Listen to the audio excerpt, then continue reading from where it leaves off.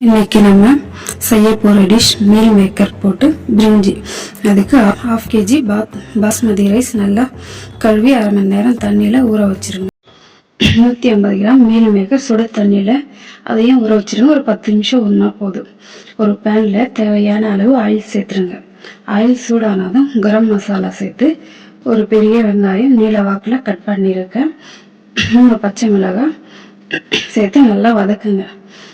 வெங்காயம் நல்லா ஃப்ரை ஆனாலும் 1 டீஸ்பூன் இஞ்சி பூண்டு பேஸ்ட்டு போட்டு பச்சை வாசம் போகிற வரைக்கும் நல்லா வதக்கி விடுங்க. புதினா கொத்தமல்லி அதையே சேர்த்துருங்க. அதுக்கேற்ப மிளகாத்தூள் சேர்த்துருங்க.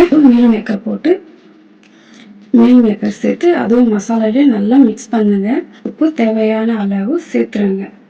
கொஞ்சம் ஃபுட் கலர் சேர்த்து நல்லா ஃப்ரை பண்ணுங்க.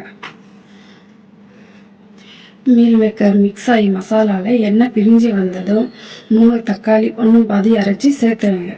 அரைச்சி சேர்த்து அது ஒரு 2 நிமிஷம் மூடி விடுங்க.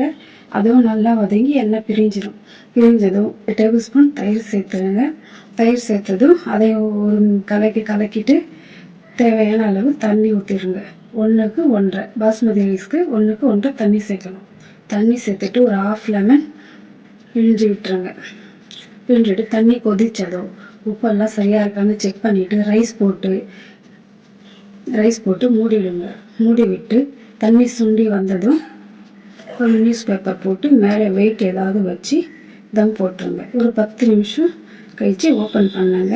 கமகமான்னு பிரிஞ்சி ரெடி. இந்த வீடியோ பிடிச்சிருந்தா லைக் பண்ணுங்கள், ஷேர் பண்ணுங்கள், கமெண்ட் பண்ணுங்கள், சப்ஸ்கிரைப் பண்ணுங்கள். தேங்க்யூ ஃபார் வாட்சிங்.